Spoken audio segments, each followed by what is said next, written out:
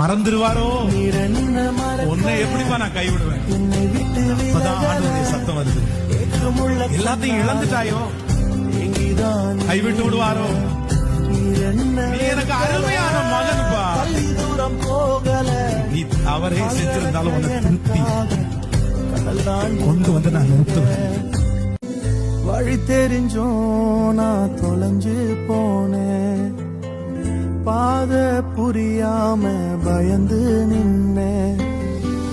100 பேரை தேடி நீங்க போகல, தொலைந்து போன என்னை தேடி வந்தீங்க. 100 பேரை தேடி நீங்க போகல,